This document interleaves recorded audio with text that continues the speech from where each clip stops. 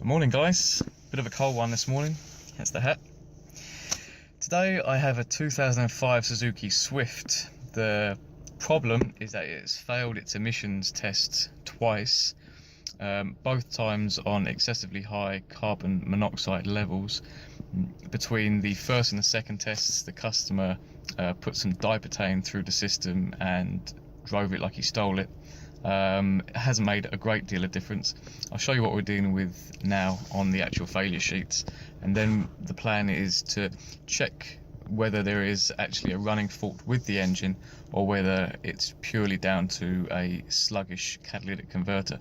Obviously, before replacing a cat, which I think I priced up at being in around €600 plus the labour to fit it, we want to be 100% certain that it is at fault, and we can only do that by testing it, testing the vehicle, looking at fuel trims, looking at key sensor data to make that conclusion. So I'll get you on the NCT failure sheet now.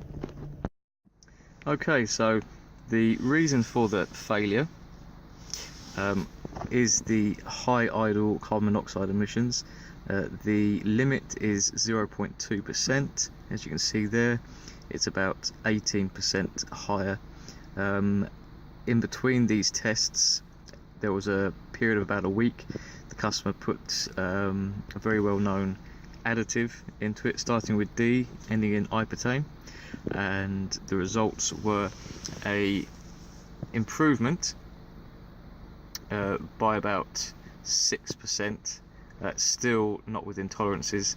If you see here, there was actually an increase very slightly in hydrocarbons, negligible increase to be honest, only about 6 parts per million, and a very high increase of hydrocarbons at the low idle. Here it was 50 parts per million, and here there's 109 parts per million.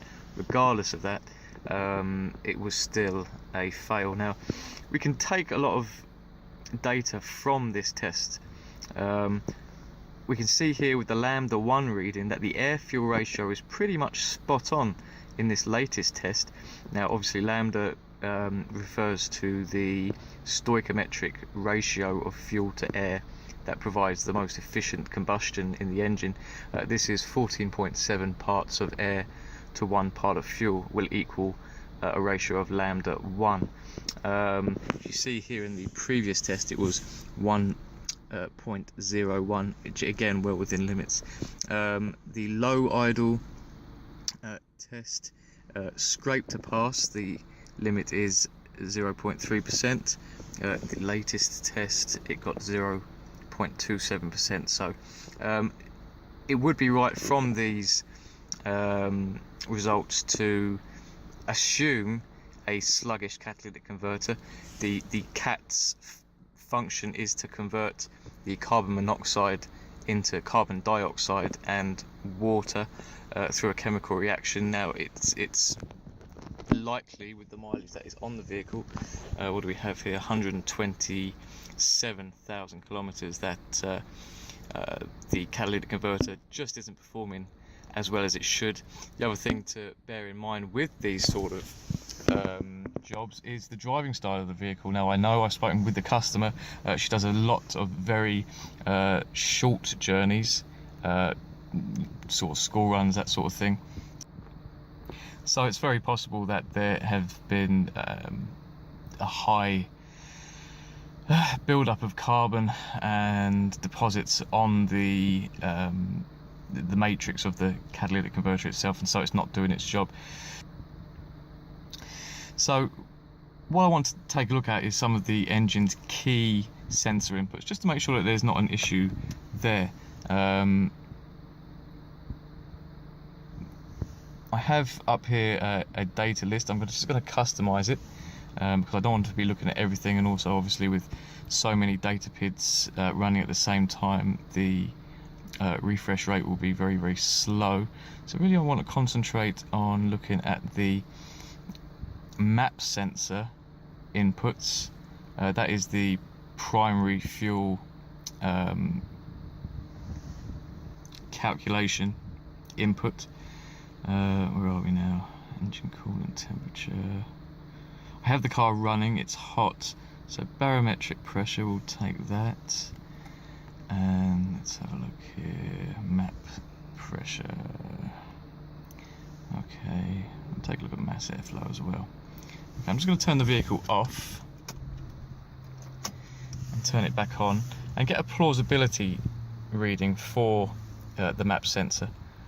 The plausibility will tell me if it's actually measuring the atmospheric pressure, which would be 1 bar or approximately 30 inches of mercury, depending on how this scanner puts it out. Okay, so with the engine off and the scanner reading the barometric pressure of the map sensor, we see it is indeed 30 inches of mercury, which does equate to 1 bar, which is atmospheric pressure. So we could be safe to say that the map sensor is working correctly. We're going to start it up now and see what those figures look like.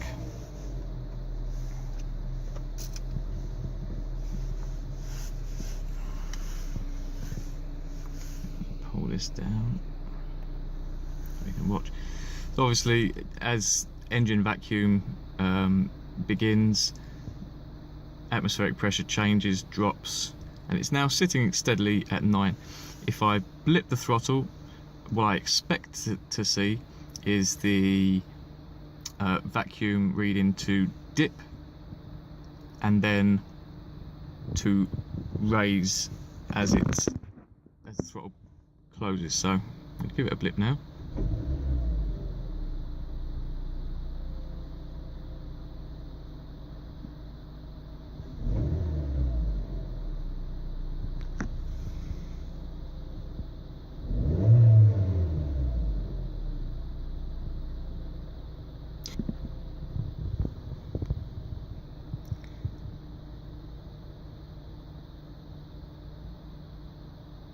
So I'm content enough with the map sensor.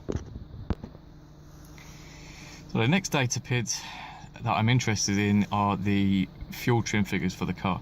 I want to know whether the computer is removing or adding any fuel because of a perceived problem that it sees in the air fuel mix going into the exhaust. We have the engine nice and hot at 94 degrees, so the cat should be lit, for want of a better phrase. The long-term fuel trims 5.5%, that's acceptable, and short-term fuel trims of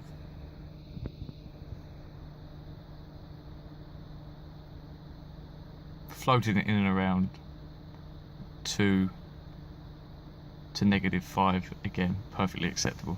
Let's watch this oxygen sensor output. This is the one before the cat.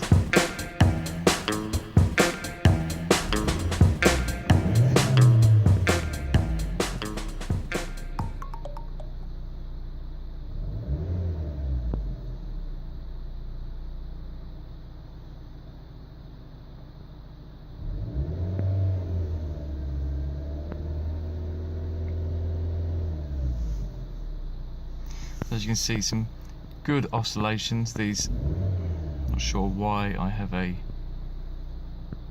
negative number in my x-axis, but I can see here that the oscillations are good, they're steady, they're happening approximately 1 cycle from rich to lean to rich again, approximately 1 every 1.5 seconds. So that's a good frequency to see this wave. It's cycling between rich and lean very well. I'm happy that the oxygen sensor is reporting.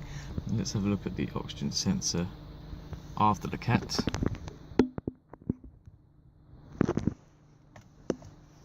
Now, these often give you a good clue as to what is actually going on within the catalytic converter. Now, if we remember that a low voltage means a lean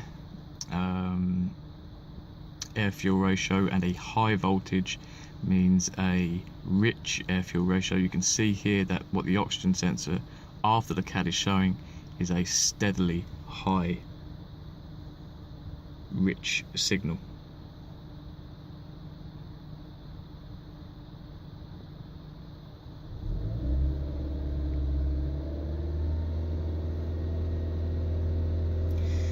let's increase the revolutions of the engine to about 2,500.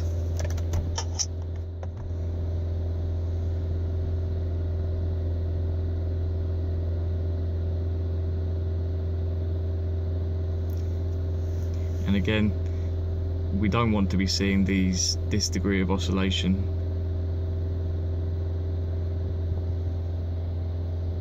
The fact that we have a waveform that looks very much like the pre-cat sensor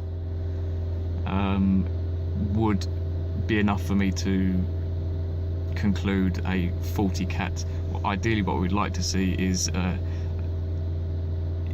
relatively sort of straight line, or erring on the lean side of things if the cat was doing its job. Now, they're not looking good for this customer in terms of the repair. We may be looking at, we almost likely, certainly looking at a catalytic converter replacement.